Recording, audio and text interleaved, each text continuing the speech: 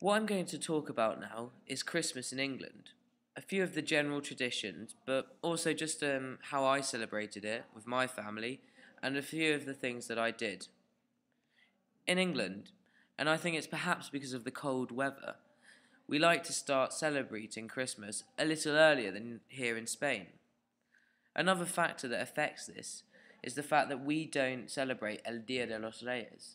So that may be another reason why we do start celebrating Christmas early. People, well, at least in my family, we start putting up decorations very early on in December. And the tree comes in a little bit later, perhaps around mid-December, around the 12th or something like that. But one thing I noticed about Barcelona was that they didn't have a day where you turn your lights on.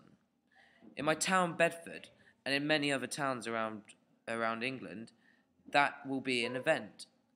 Usually on the 1st of December, there'll be, in the evening, there'll be a opening of the Christmas lights, where lots of people will gather in town to watch the moment at which they turn on all the lights around the town, turn them on, and everyone will be drinking and having a bit of a fun time and just cheering in the streets, having a little bit of a party just to get yourself into the festive mood. Christmas Eve is the day before Christmas, but there's no particular tradition. This year, I went carol singing, which was a really nice way to get myself into the festive mood. It's a tradition that has been lost, particularly in bigger cities, where groups of singers would go and knock on people's doors or stand in the middle of town and just sing Christmas songs. This year, my friends and I went carol singing around Bedford, and at one particular house, we got invited in for mulled wine and had to sing with the people who lived in the house. After that, I spent a bit more time with my friends. We went to a pub, and then after that, I went home. Christmas Day is the big day for us. Everything is focused towards Christmas Day. It's when we have our big meal, it's when the whole family meets, and most importantly, when you open the presents. So, after getting home quite late, my little brother obviously wakes me up at 8 a.m. in the morning, telling me it's time to open the presents. During this time, Mum's rushing about, cooking and preparing for the family to come over. Because of the enormity of the dinner, most people make it the meal of the day. So people eat from anywhere in between sort of 3 to 5 or 2 to 5. Like, my family came over at about 3. And there's also loads and loads of puddings and cheeses, and there's always food left over. So instead of having dinner or lunch, you just sort of have a very late lunch and it counts as dinner as well. So, the classic Christmas dinner will often have 2 different types of meat, at the very least, and lots of vegetables. And I'll just give you a list: Brussels sprouts, parsnips, roast potatoes, carrots, broccoli. All these things can be eaten.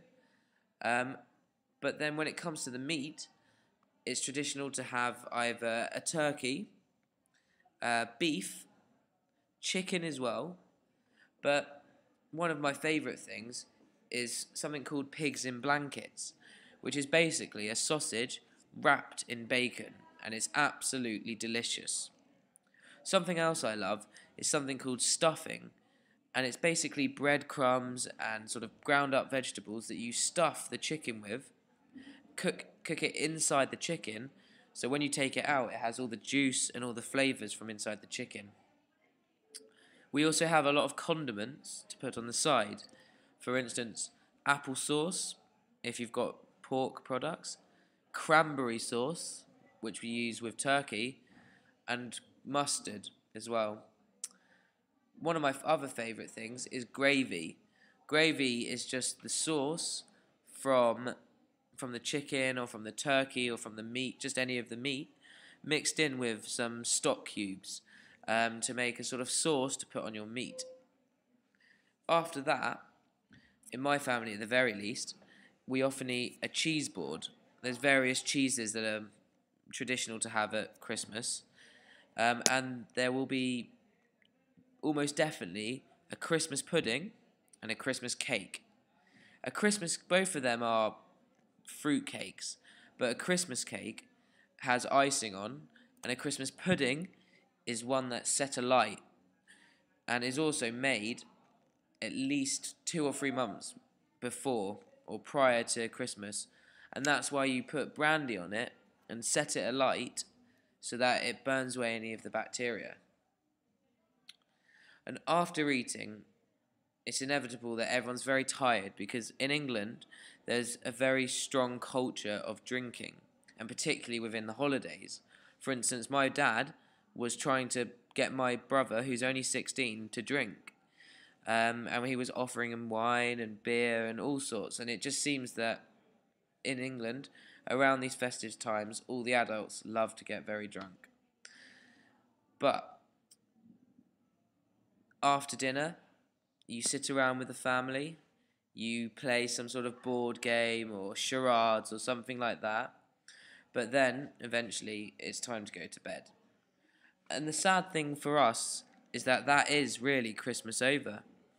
For you, luckily you have El Dia de los Reyes and all this, but once Christmas is over, that's it. Boxing Day, the 26th, there is a sort of a tradition. It's the day in which all the shops have their sales.